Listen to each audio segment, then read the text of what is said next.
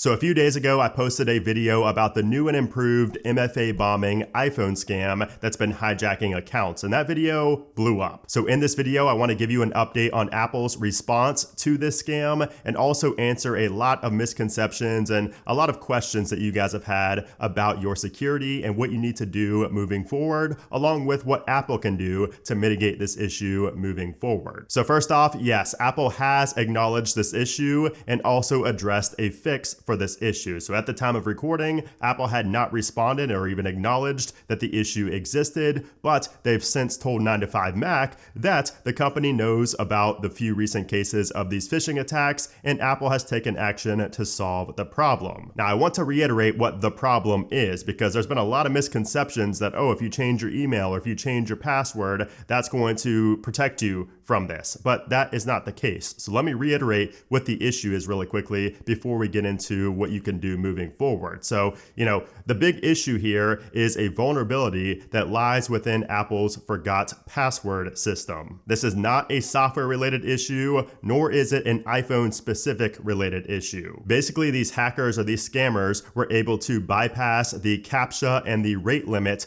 on this page to mass send MFA or multi-factor authentication requests. And then they would use social engineering, which is where they call you with that spoofed phone number and try to get you to tell them the one-time password. And the reason that they likely had a high success rate is because you had to click on no about 100 times to get those requests off of your devices. So if you had a MacBook, if you had an iPhone, an iPad, you would not be able to use any of them until you tapped on the prompt and hit no, 100 times because they were able to send a mass request. They were able to send all these notifications at one time. So that phone call was like a person's way out of that. So that's why a lot of people likely fell for the scam phone call. And that's why this fix is going to be on Apple's backend. It's not going to come in the form of a software update or anything like that. This is on Apple's back end because it was an issue with the rate limit on their forgot password page. Okay, so let me answer a few questions that I've seen a lot of people ask in that previous video. So first off, a lot of people have asked me, should you change your email and your password? And one thing that I personally always live by is that you should have for any account, like any special account, not even just your Apple accounts, for banks, for anything that holds sensitive information, you should have a specific email address for that specific service and don't share it anywhere. However, the password has never been an issue. The password had nothing to do with this attack, so there's no point in updating your password. But with that being said, even if you do make a new email that's specific for your Apple account,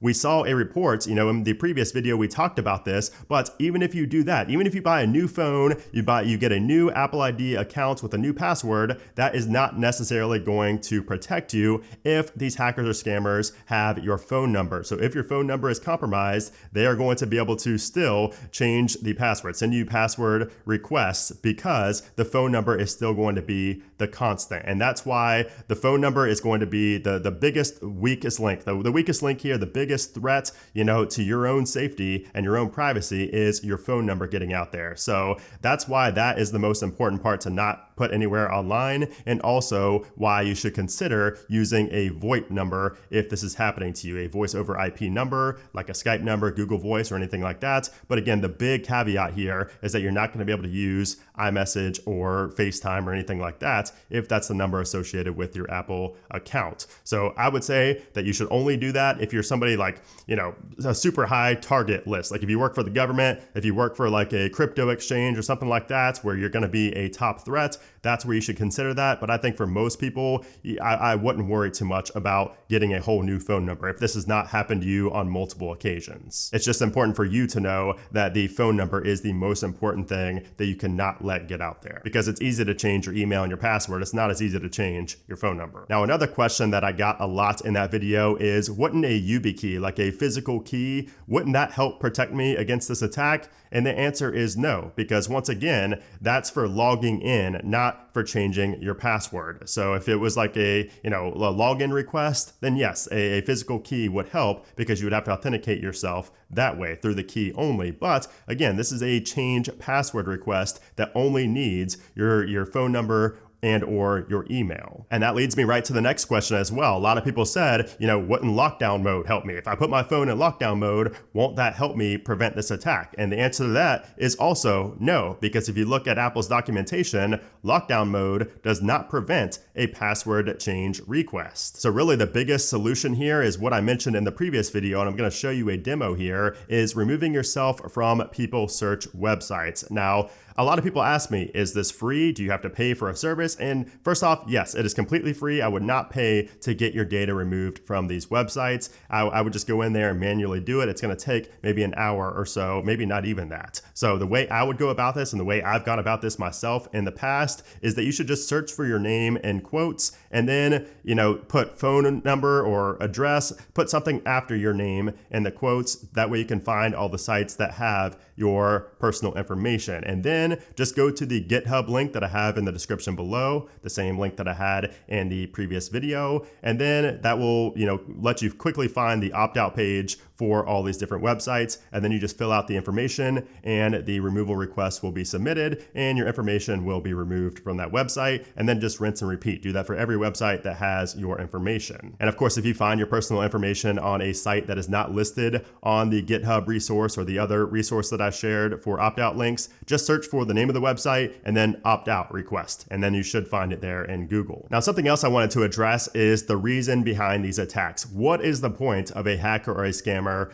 getting into your accounts? Even if you're a nobody, what is the point of doing that? I would imagine that these hackers or scammers are looking for specific information in your email, in your notes, in your calendar, whatever the case may be. They're going over in your passwords section because they will be able to access your password section if they do, reset your password. So I think that these people are looking for specific information about your bank accounts, your crypto accounts, whatever the case may be. That way they can steal money. I think that is the main thing that's going on here. However, we don't have any concrete evidence of this happening. We've not seen anything from these anonymous hackers or scammers. So let's address what Apple can do to mitigate this issue moving forward. So I would say that Apple needs to have a rate limit set on device. So again, the biggest vulnerability, the biggest weak spot in Apple's infrastructure has been the rate limit that was being bypassed. And that's, in the form of a CAPTCHA. But I think that Apple should have a rate limit on device, like on the iPhone, on the Mac, whatever, at a device level. That way, these attackers are not able to send a mass amount of requests. And then also, I think that a password change request limit needs to be added to lockdown mode. So if you enable lockdown mode on your Mac, on your iPhone, all your Apple devices, I think that should also limit the amount of times that you're able to,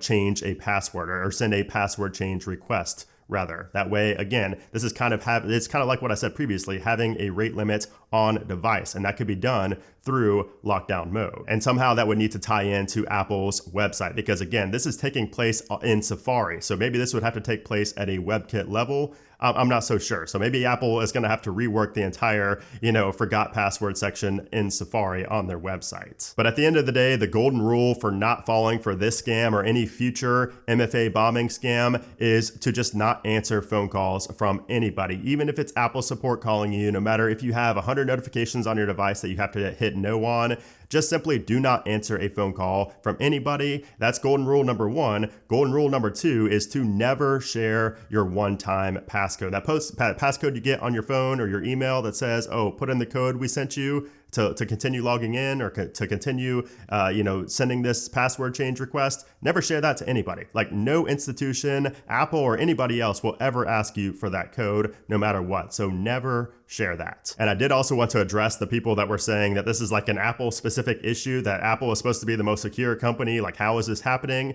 The thing is, this has happened to pretty much every company at some point in time. This is a very common tactic. This MFA bombing is very common, in one way or another. Even just the social engineering aspect is something that's happened to almost every company at this point, especially big companies like Apple or, banks, financial institutions, whatever the case may be. This is always going to be an issue. It's just important for you to understand how to protect yourself the next time it happens. And the next time there's a twist on this, because at the end of the day, it's all the same. There's always just a minor twist that makes it a little bit more sophisticated and a little bit more advanced. And in this case, it was was the, the phone call that made it look like it was Apple support. That was the big change in this specific MFA bombing attack. And the last thing I'll say about this is to not fearmonger, do not spread misinformation about this happening to everybody. And this is like a big Apple's under attack. Everybody needs to change all their information. That's not what's going on here. You just need to understand that this is possible. It's unlikely to happen to you or anybody you know, but it is a possible scenario. And now, at least with this information, you will know how to handle it. And this is also going to help you prevent it from happening in the future. So this is important to share this video and also the previous video. That way you guys can all be safe. And that way the chances of this, happening to you goes from 1% to 0%, or maybe 0.3%. So anyways, I hope this video helped you out. I hope it cleared up some of the questions and the concerns that you guys had. If it did, I would appreciate if you gave it a thumbs up. Also, be sure to subscribe because I might have future updates on this as well. But anyways, guys, thanks again for watching, and I'll see you soon.